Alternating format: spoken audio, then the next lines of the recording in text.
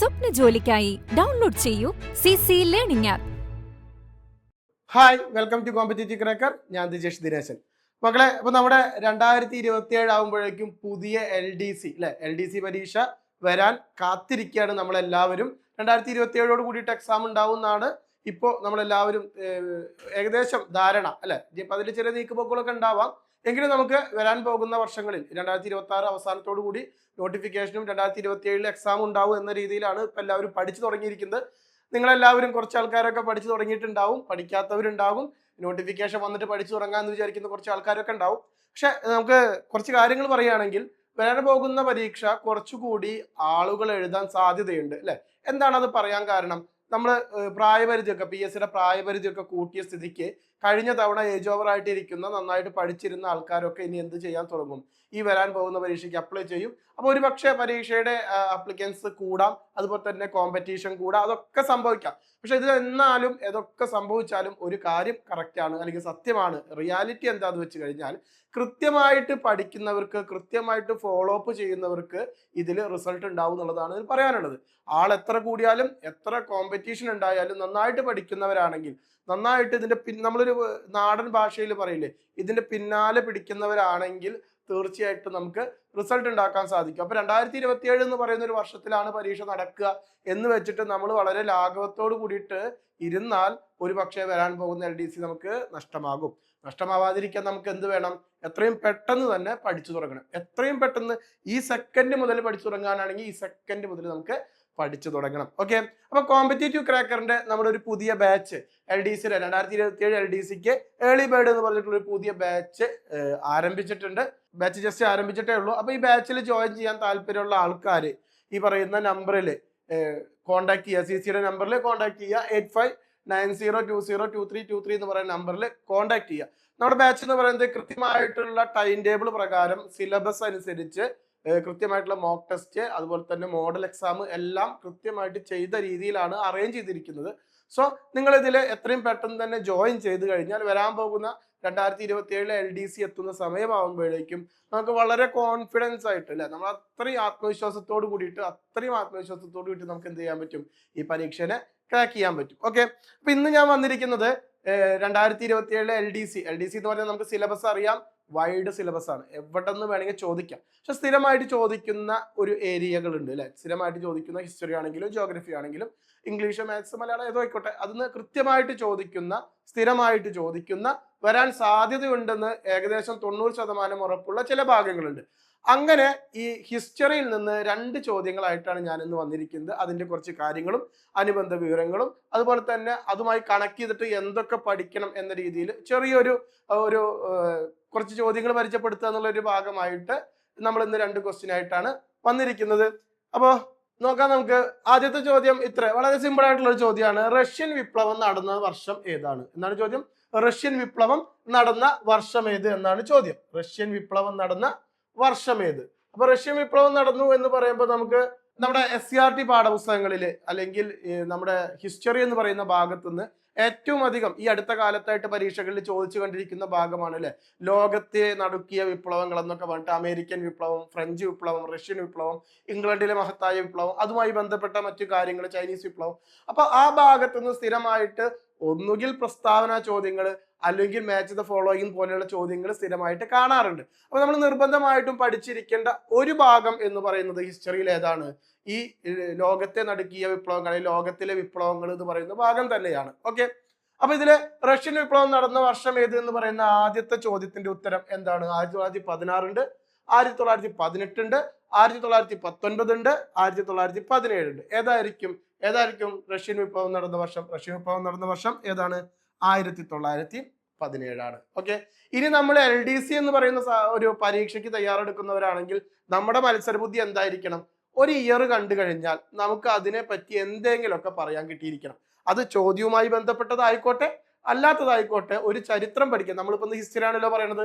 അപ്പൊ ഹിസ്റ്ററിയുമായി ബന്ധപ്പെട്ട് ഇയറുകൾക്ക് വളരെയധികം ഇമ്പോർട്ടന്റ് ഉണ്ട്. സോ ഒരു ഇയർ കേട്ട് കഴിഞ്ഞാൽ എന്തെങ്കിലുമൊക്കെ അതുമായി ബന്ധപ്പെട്ട് പറയാൻ നമുക്കൊരു ഒരു ചെറിയ അറിവെങ്കിലും ഉണ്ടായിരിക്കണം. ഒരു വർഷം കേട്ട് കഴിഞ്ഞാൽ ഈ വർഷത്തിൽ ഇന്നതൊക്കെ സംഭവിച്ചിട്ടുണ്ട്. അത് ഇന്ത്യയിലായിക്കോട്ടെ, കേരളത്തിലായിക്കോട്ടെ, വേൾഡിലായിക്കോട്ടെ, എന്തായാലും കുഴപ്പമില്ല. അതായിരിക്കണം ഒരു ശരാശരി മത്സരാർത്ഥി. ഓക്കെ, അപ്പൊ പേടിക്കേണ്ട, നമുക്കിത് വഴിയെ വഴിയെ പഠിച്ചെടുക്കാവുന്നതേ ഉള്ളൂ. ഹിസ്റ്ററി അത്ര വലിയ വിഷയമൊന്നുമല്ല, നമുക്ക് പഠിച്ചെടുത്താൽ കിട്ടാവുന്ന തന്നെയുള്ളൂ. ഫുൾ മാർക്ക് അടിക്കാൻ പറ്റിയ ഭാഗമാണ് ഹിസ്റ്ററി. ഓക്കെ, ശരി. അങ്ങനെയാണെങ്കിൽ ഇതിന്റെ ഉത്തരം 1917 റഷ്യൻ വിപ്ലവം നടന്ന വർഷം. അത് ഓക്കെ, സമ്മതിച്ച്. ഇനി നമുക്ക് ഇതൊക്കെ കണ്ടു കഴിഞ്ഞിട്ടുണ്ടെങ്കിൽ നമുക്ക് ഇതിനെ ചേർത്ത് പഠിക്കാൻ പറ്റുന്ന ഒരു മത്സരാർത്ഥിക്ക് എന്തൊക്കെ പറയാൻ പറ്റും? 1917 പറഞ്ഞാൽ 1917 പറഞ്ഞാൽ നമ്മൾ നേരെ ഇങ്ങോട്ട് ഇന്ത്യയിലേക്ക് വന്നു കഴിഞ്ഞാൽ, ഇന്ത്യയിൽ എപ്പോഴും ഇന്ത്യൻ ഹിസ്റ്ററിയിൽ നിന്ന് ചോദിക്കുന്ന ഒരു ചോദ്യം നമുക്ക് കൃത്യമായിട്ട് പറയാം. 1917 ചമ്പാരൻ സത്യാഗ്രഹം. ഏതാണ്? ചമ്പാരൻ സത്യാഗ്രഹം. എന്തായിരുന്നു അത്? ഗാന്ധിജിയുമായി ബന്ധപ്പെട്ട് ഗാന്ധിജി ഇന്ത്യയിൽ നടത്തിയ ആദ്യത്തെ സത്യാഗ്രഹം. ബീഹാർ ജില്ലയിലെ ചമ്പാരൻ ഗ്രാമത്തിലാണ് അത് നടക്കുന്നത്, ചമ്പാരൻ സത്യാഗ്രഹം. ഓക്കെ, അങ്ങനെയാണെങ്കിൽ ഞാൻ 1918 പറഞ്ഞാൽ എന്ത് സംഭവിക്കും? 917 കഴിഞ്ഞ് 918 എന്ത് സംഭവിക്കും? അവിടെയും നമുക്ക് എന്ത് പറയാൻ പറ്റും? ഇന്ത്യൻ ഹിസ്റ്ററിയുമായി ബന്ധപ്പെട്ട് എന്തോ ഒന്ന് പറയാനുണ്ട്. എന്താണത്?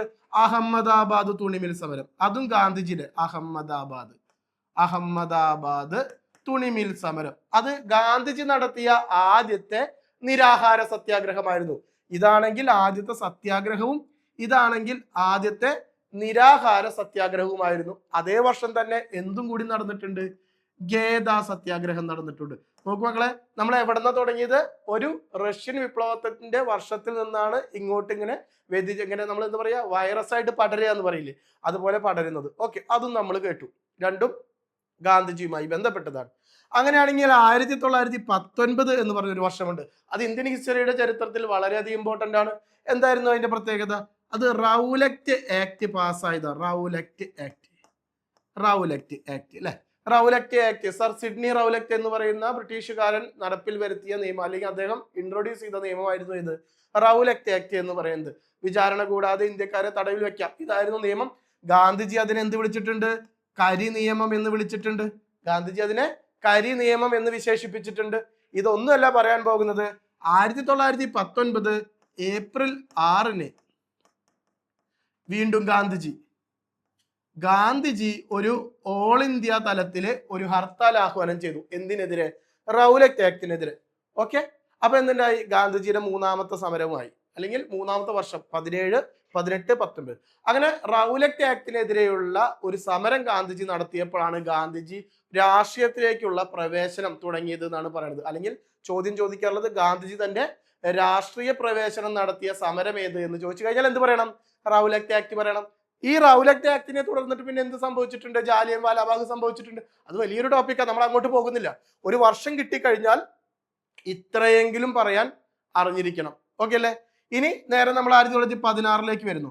16 വരികയാണെങ്കിൽ ഇന്ത്യൻ ചരിത്രത്തിലെ ഏറ്റവും പ്രധാനപ്പെട്ട സംഭവം എന്താണ്? ഇന്ത്യൻ ചരിത്രത്തിലെ ഹോം റൂൾ പ്രസ്ഥാനമാണ്. ഏതാണ്? ഹോം റൂൾ പ്രസ്ഥാനം. എപ്പോഴും ചോദിക്കാറുണ്ട്. 2 പ്രധാനപ്പെട്ട സ്വാതന്ത്ര്യ സമര സേനാനികളാണ് ഹോം റൂൾ പ്രസ്ഥാനവുമായി ബന്ധപ്പെട്ട് നിന്നിരുന്നത്. ഒന്ന് പൂനെയിലെ ഹോം റൂൾ പ്രസ്ഥാനം ആരംഭിച്ച ബാലഗംഗാധര തിലകനും അടയാറിലെ ഹോം റൂൾ പ്രസ്ഥാനം ആരംഭിച്ച ആനി ബസന്റും. ഓക്കെ അല്ലേ? അപ്പൊ ഒരു വർഷം കിട്ടിക്കഴിഞ്ഞാൽ, നമ്മൾ ഹിസ്റ്ററി ആണ് ഇന്ന് പറയുന്നത് അല്ലെ, അപ്പൊ ഒരു വർഷം കിട്ടിക്കഴിഞ്ഞാൽ എന്തൊക്കെ പറയാം, അവിടെയാണ് നമ്മുടെ പഠനത്തിന്റെ മികവ് എന്ന് പറയുന്നത്. അതാണ് ഹിസ്റ്ററി. അല്ലാതെ നമ്മൾ കുറച്ച് ചോദ്യങ്ങൾ വെറുതെ പഠിച്ചു പോയിട്ട് കാര്യമില്ല. നമുക്കൊരു ഇയർ കിട്ടിക്കഴിഞ്ഞാൽ അതുമായി ബന്ധപ്പെട്ട കുറച്ച് കാര്യങ്ങൾ ഓർത്തെടുക്കാൻ പറ്റണം. ആ പറ്റുന്നതിന് വേണ്ടിയിട്ടാണ് നമ്മൾ നേരത്തെ തുടങ്ങണം എന്ന് പറയുന്നത്. LDC ആണ് ലക്ഷ്യമെങ്കിൽ നേരത്തെ തുടങ്ങണം. ഇനി ഇത്രയും ഞാൻ പറഞ്ഞത് ഇന്ത്യൻ ഹിസ്റ്ററിയുമായി ബന്ധപ്പെട്ട കാര്യമാണ്. അങ്ങനെയാണ് നിങ്ങളൊരു കാര്യം ചെയ്യണം.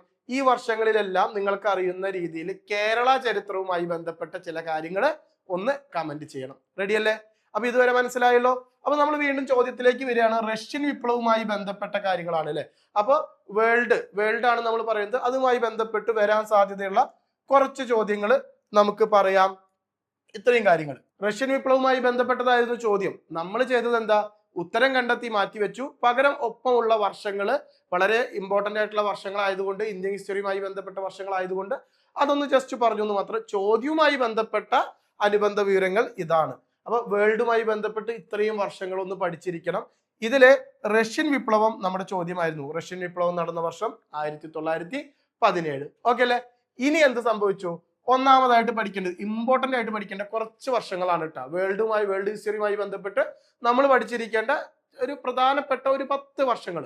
ഓക്കെ, ഒന്നാമതായിട്ട് പറയുന്നു ഇംഗ്ലണ്ടിലെ മഹത്തായ വിപ്ലവം നടന്ന വർഷം. ഇംഗ്ലണ്ടിലെ മഹത്തായ വിപ്ലവം നടന്ന വർഷം 1688. മറക്കരുത് മക്കളെ, 1688 ഇംഗ്ലണ്ടിലെ മഹത്തായ വിപ്ലവം നടന്ന വർഷം.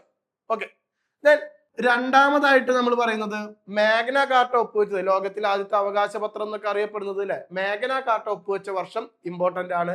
12-15 ജൂൺ 15 ഡേറ്റോട് കൂടി വേണം അത് പഠിക്കാൻ. എങ്ങനെയാണ്? 1215 ജൂൺ 15 അത് ഡേറ്റോട് കൂടി വേണം പഠിക്കാൻ, മറക്കരുത്. ഇംഗ്ലണ്ടിലെ മഹത്തായ വിപ്ലവം 1688 റഷ്യൻ വിപ്ലവം 1917. ഇനി ബോസ്റ്റൺ ടീ പാർട്ടി, അമേരിക്കൻ വിപ്ലവവുമായി ബന്ധപ്പെട്ട്, അമേരിക്കൻ സ്വാതന്ത്ര്യ സമരവുമായി ബന്ധപ്പെട്ട് നടന്ന ബോസ്റ്റൺ ടീ പാർട്ടി നടന്ന വർഷം 1773 ഡിസംബർ 16. 1773. ഇന്ത്യൻ ചരിത്രത്തിലേക്ക് വന്നാൽ 1773 എന്താണെന്ന് കമന്റ് ചെയ്യുക. വളരെയധികം പ്രധാനപ്പെട്ട ഒരു നിയമം പാസ്സായ വർഷമാണ് ഇന്ത്യൻ ചരിത്രത്തിൽ 1773. അത് മക്കളെ നിങ്ങൾ കമന്റ് ചെയ്യണം. ഓക്കെ അല്ലേ? അപ്പൊ നമ്മൾ എന്തായി? Boston tea party, Magna Carta ഒപ്പുവെച്ചു, ഇംഗ്ലണ്ടിലെ മഹത്തായ വിപ്ലവം, ഇത്രയും വർഷങ്ങൾ പഠിച്ചു. ചോദ്യം എങ്ങനെ വരിക എന്നുള്ളത് നമുക്ക് ലാസ്റ്റ് പറയാം. ഇനി പാരീസ് ഉടമ്പടി വർഷം ചോദിക്കാറുണ്ട്. 1783 എന്ത് നടക്കുന്നത്? പാരീസ് ഉടമ്പടി നടക്കുന്നത്. 1783 എന്ത് നടക്കുന്നത്? പാരീസ് ഉടമ്പടി. ശരി, അങ്ങനെയാണെങ്കിൽ അമേരിക്കയിൽ ഭരണഘടന ഉണ്ടായ വർഷം 1789. എന്താണ്? 1789 അമേരിക്കയിൽ ഭരണഘടന ഉണ്ടായ വർഷം. അമേരിക്കൻ ഭരണഘടന, ജെയിംസ് മാഡിസൺ എന്ന് പറയുന്നത് അമേരിക്കൻ ഭരണഘടനയുടെ ശില്പിയാണ്. അപ്പൊ അമേരിക്കൻ ഭരണഘടന ഉണ്ടാകുന്നത് 1789. ഓക്കെ മക്കളെ, അതേ വർഷം തന്നെ എന്ത് നടന്നിട്ടുണ്ട്? ഫ്രഞ്ച് വിപ്ലവം നടന്നിട്ടുണ്ട്. അപ്പൊ അത് രണ്ടും നമുക്ക് കണക്ട് ചെയ്ത് പഠിക്കാം. അമേരിക്കയിൽ ഭരണഘടന ഉണ്ടാകുന്ന സമയത്ത് ഫ്രാൻസിൽ എന്ത് നടക്കുകയായിരുന്നു? ആ വിപ്ലവം നടക്കുകയായിരുന്നു. അപ്പൊ ഫ്രഞ്ച് വിപ്ലവം 1789. അമേരിക്കയിൽ ഭരണഘടന ഉണ്ടാകുന്നത് 1789. ദെൻ ടെന്നീസ് കോർട്ട് പ്രതിജ്ഞ, എന്തുമായി? ഫ്രഞ്ച് വിപ്ലവവുമായി ബന്ധപ്പെട്ട ടെന്നീസ് കോർട്ട് പ്രതിജ്ഞ വർഷം അത് തന്നെയാണ് 1780. ഡേറ്റ് പഠിക്കണം, ജൂൺ 20. ഡേറ്റ് പഠിക്കണം, ജൂൺ 20. ഓക്കെ അല്ലേ? അപ്പൊ നമ്മൾ എവിടെ നിന്ന് തുടങ്ങി? 1688 ഇംഗ്ലണ്ടിലെ മഹത്തായ വിപ്ലവം. ജസ്റ്റ് വൺ വേർഡ് ആണ് കേട്ടോ, വലിയ ടാസ്ക് ഒന്നല്ല. വൺ വേർഡ് പഠിച്ച് പോവുകയാണ് നമ്മൾ ചെയ്യുന്നത്. ദെൻ മാഗ്ന കാർട്ട ഒപ്പുവെച്ചത് 1215 ജൂൺ 15. അതുപോലെ തന്നെ ബോസ്റ്റൺ ടീ പാർട്ടി വർഷം 1773. പാരീസ് ഉടമ്പടി 1783. അമേരിക്കൻ ഭരണഘടനയും ഫ്രഞ്ച് വിപ്ലവവും 1789. ടെന്നീസ് കോർട്ട് പ്രതിജ്ഞ ജൂൺ 20 1789 തന്നെ. റഷ്യൻ വിപ്ലവം നമ്മൾ ഓൾറെഡി പറഞ്ഞു കഴിഞ്ഞു. ചോദ്യം അതായിരുന്നു. അവസാനമായിട്ട് നമുക്ക് പഠിക്കാനുള്ളത് എന്താണ്? ചൈനീസ് വിപ്ലവം 1911. ഏതാണ്? 1911. അപ്പൊ നമ്മുടെ റഷ്യൻ വിപ്ലവം ഏത് എന്ന് ഒരൊറ്റ പ്രീവിയസ് ചോദ്യം, അതിന്റെ മുകളിൽ നിന്ന് ഏകദേശം 10-15 ഇയറുകൾ ഇവിടെ തന്നെ നമ്മൾ പറഞ്ഞു. അതുകൂടാതെ ഇന്ത്യൻ ഹിസ്റ്ററിയുമായി ബന്ധപ്പെട്ടും കുറച്ച് കാര്യങ്ങൾ പറഞ്ഞു. ഇനി കേരള ഹിസ്റ്ററിയുമായി ബന്ധപ്പെട്ട് ഇതേ വർഷങ്ങൾ ഇതുപോലെ തന്നെ പഠിക്കാനുണ്ട്. അപ്പോൾ വർഷം നമ്മൾ ഹിസ്റ്ററിയുടെ ക്ലാസ്സിൽ എപ്പോഴും എല്ലാവരും പറയുന്ന ഒരു പ്രശ്നമാണ് വർഷം ഓർമ്മയിൽ നിൽക്കുന്നില്ല എന്ന്. അപ്പൊ ഇതുപോലെ വർഷങ്ങൾ ഒരു ചോദ്യം കിട്ടിക്കഴിഞ്ഞാൽ അതുമായി ബന്ധപ്പെട്ട വർഷങ്ങൾ ഡിസ്കസ് ചെയ്താൽ മാത്രമാണ് നമുക്ക് ഇയർ എന്ന് പറഞ്ഞ സാധനം നമ്മുടെ കയ്യിലിരിക്കുള്ളൂ. ഇത് എങ്ങനെ ചോദ്യത്തിലേക്ക് വരും നോക്കാം. ഈ ചോദ്യത്തിലേക്ക് വരാൻ സാധ്യതയുള്ളത് ഇപ്പോഴത്തെ ഒരു ട്രെൻഡ് എന്താണ്?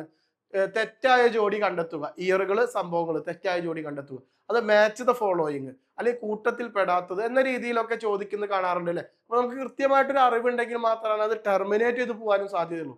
തെറ്റുള്ള ഉത്തരം ടെർമിനേറ്റ് ചെയ്ത് കളയണമല്ലോ. അതിനും നമുക്ക് എന്ത് വേണം? ഇയറുമായി ബന്ധപ്പെട്ട കാര്യങ്ങൾ അറിഞ്ഞിരിക്കണം. അപ്പൊ ഇത്രയും കാര്യങ്ങളാണ് നമ്മൾ ആ ഒരൊറ്റ ചോദ്യത്തിന്റെ മുകളിൽ ഉണ്ടായത്. ഇമ്പോർട്ടന്റ് ആയ വർഷങ്ങൾ മാത്രം കേട്ടോ. ഇനിയും എന്തുണ്ട്? ഈ സംഭവങ്ങളുമായി ബന്ധപ്പെട്ട്, വേൾഡിൽ നടന്ന വിപ്ലവങ്ങളുമായി ബന്ധപ്പെട്ട് എന്തുണ്ട്? ഇനിയും ഇമ്പോർട്ടന്റ് ആയിട്ടുള്ള വർഷങ്ങളുണ്ട്. ഏറ്റവും ഇമ്പോർട്ടന്റ് ആയത് മാത്രമാണ് നമ്മളൊന്ന് എടുത്തു പറഞ്ഞത്. അതുപോലെ തന്നെ ഇന്ത്യൻ ഹിസ്റ്ററിയുമായി ബന്ധപ്പെട്ടും നമ്മൾ ആ ഒരു ഓപ്ഷനിൽ കണ്ട ഇയറുകൾ ഏറ്റവും ഇമ്പോർട്ടന്റ് ആയിട്ടുള്ളത് ഇന്ത്യയിൽ എന്തൊക്കെ നടന്നിട്ടുണ്ട് അത് ജസ്റ്റ് പറഞ്ഞതാണ്. അപ്പൊ നിങ്ങൾ രണ്ട് കാര്യങ്ങൾ ചെയ്യണം.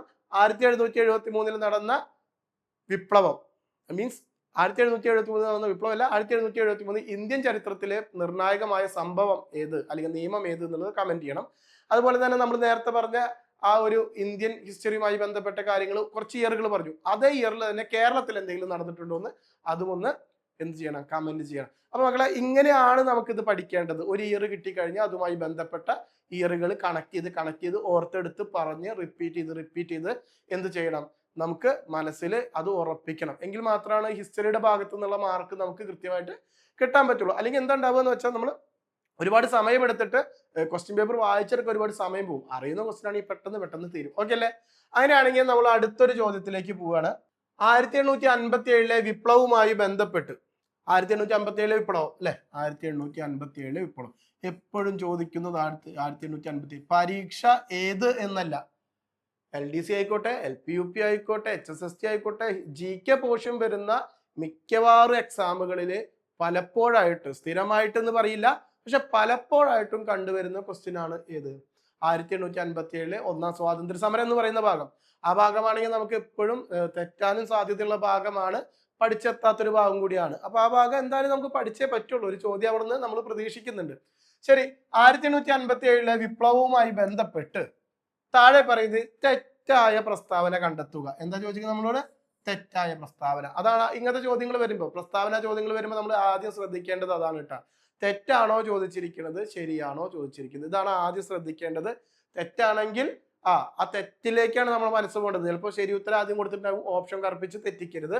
മക്കളെ നോക്കിക്കോ, ഒന്നാമത്തെ പോയിന്റ് പറയുന്നു 1857 വിപ്ലവം ആദ്യമായിട്ട് പൊട്ടിപ്പുറപ്പെട്ടത് സൂററ്റിലാണ്. ശരിയാണോ? സൂററ്റിലാണോ? സൂററ്റിലല്ല. എവിടെയാണ് നടന്നത്? മീററ്റിലാണ് അല്ലെ? എവിടെയാണ്? മീററ്റിലാണ്. പക്ഷെ എന്തുണ്ടാവും?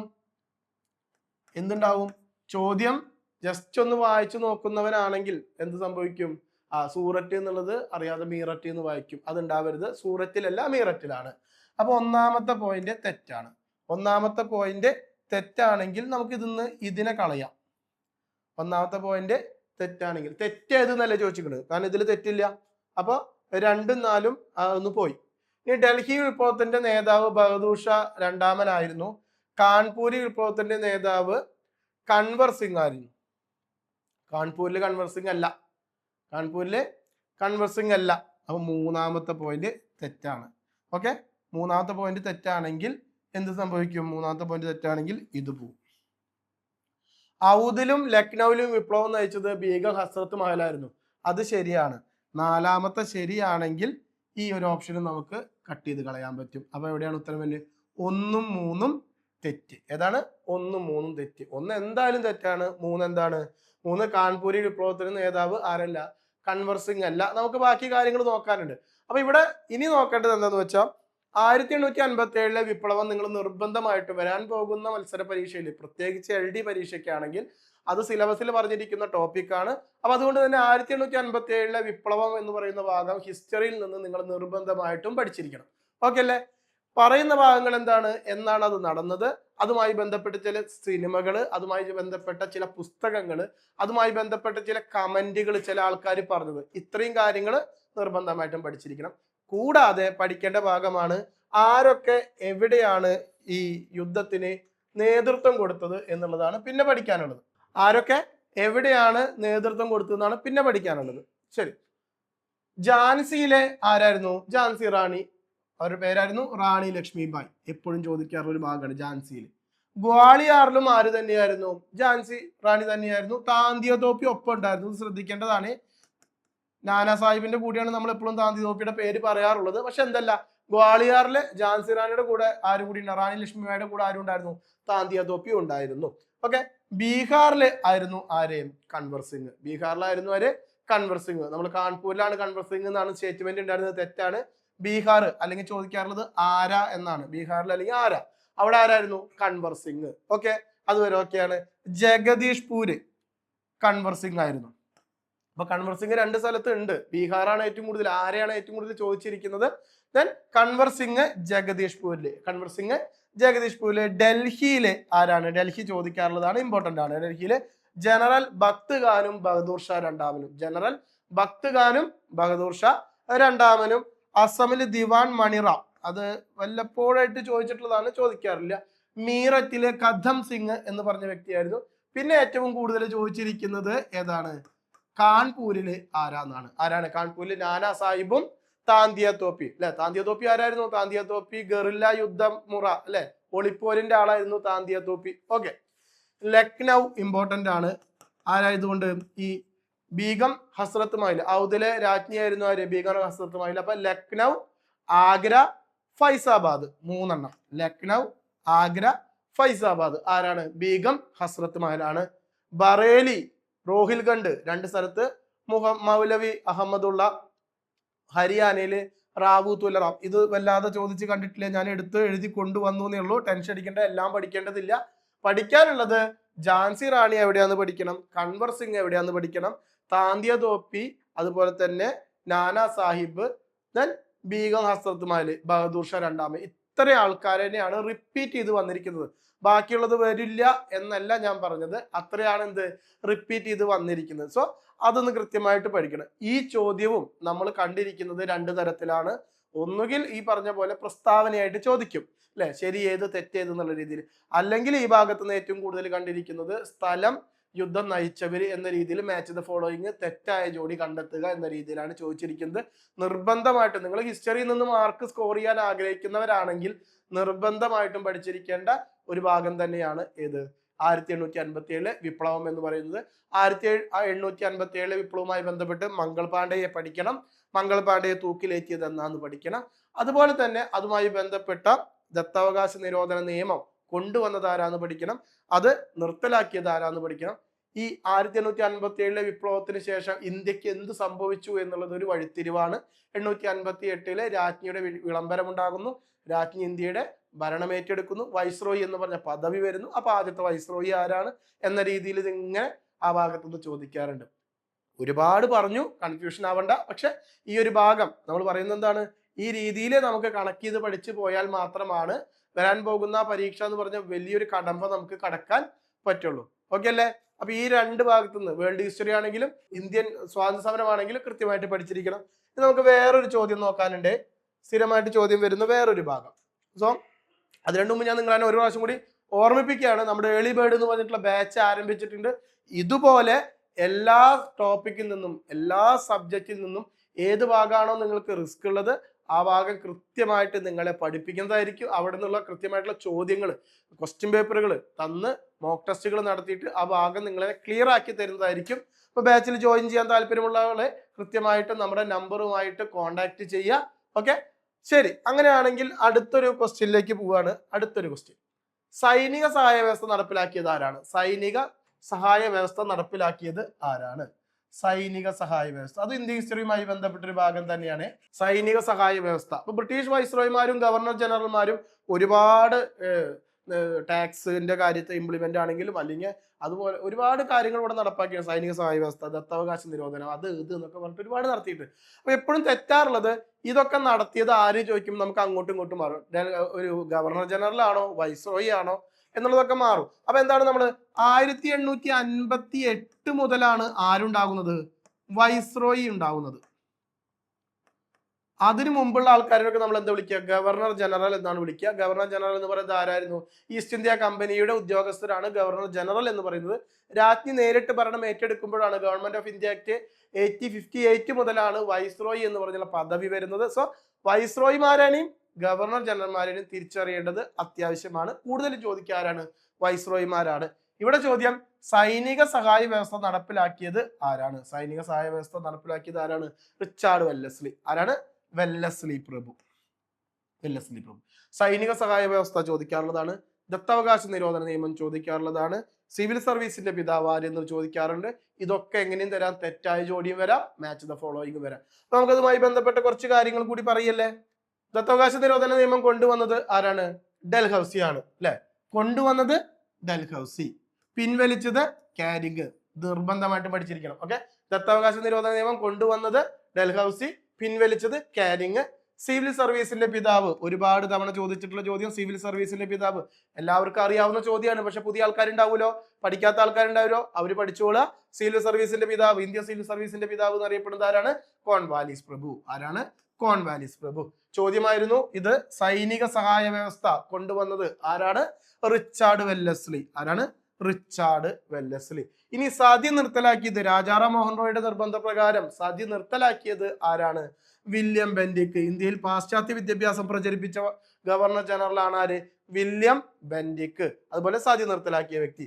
ഇന്ത്യൻ പത്രങ്ങളുടെ വിമോചകൻ എന്നറിയപ്പെടുന്നത് ചാൾസ് മെറ്റ്കാഫ് ആണ്. ആരാണ്? Charles Metcalfe. അതുപോലെ തന്നെ ആധുനിക ഇന്ത്യയുടെ സ്രഷ്ടാവ് എന്നറിയപ്പെടുന്ന ഗവർണർ ജനറൽ ആര് എന്നെടുത്ത് ചോദിച്ചു കഴിഞ്ഞാൽ അത് ഡൽഹൌസിയാണ്. ഓക്കെ, സ്വാതന്ത്ര്യ സമര സേനാനി ചോദിച്ചാൽ നെഹ്റു ആണ്. ആധുനിക ഇന്ത്യയുടെ സൃഷ്ടാവ് എന്നറിയപ്പെടുന്ന ഗവർണർ ജനറൽ എന്നാൽ ചോദിച്ചു കഴിഞ്ഞാൽ അത് ആരാണ്? ഡൽഹൌസിയാണ്. ഇനി ഒരുപാടുണ്ട്. തദ്ദേശ സ്വയംഭരണത്തിന്റെ പിതാവ് റിപ്പൺ പ്രഭു, അങ്ങനെ ഒരുപാട് ചോദിക്കാനുണ്ട്. നമ്മൾ കുറച്ച് എടുത്തു കൊണ്ടുവന്നിട്ടുള്ളൂ. മനസ്സിലാക്കാൻ വേണ്ടിയിട്ടാണ്. ഈ ഭാഗത്ത് നിന്നും ചോദ്യങ്ങൾ വരാൻ സാധ്യതയുള്ളതാണ്.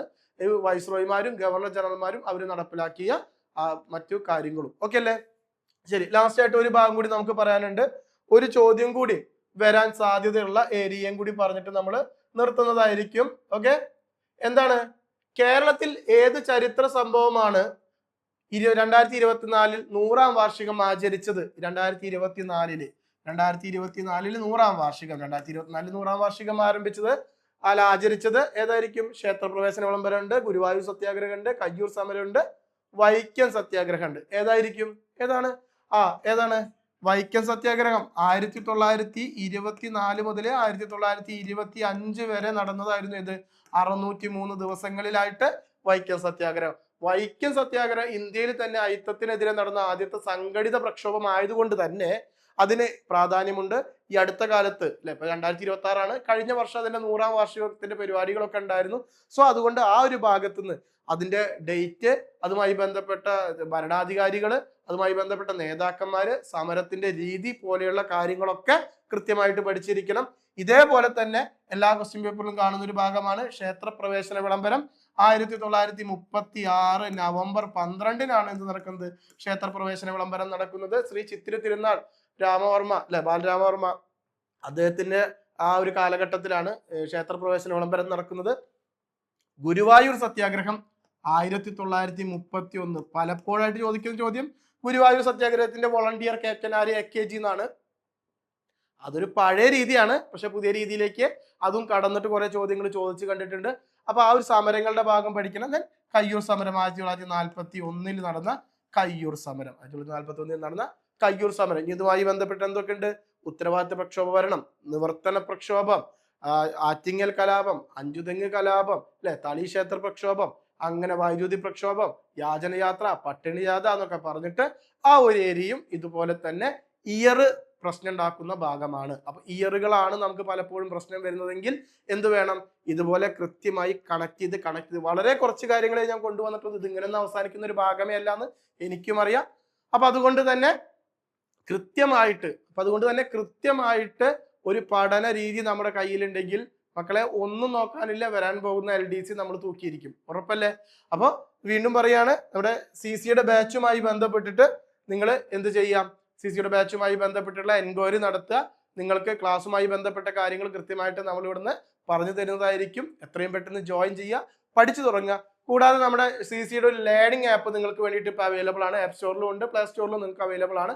നമ്മുടെ ആപ്പിൽ കൃത്യമായിട്ട് ഡെയിലി കറണ്ട് അഫെയർ, അതുപോലെ തന്നെ സ്റ്റഡി മെറ്റീരിയൽസിന്റെ PDF, മോക്ക് ടെസ്റ്റ് എല്ലാം അവൈലബിൾ ആണ്.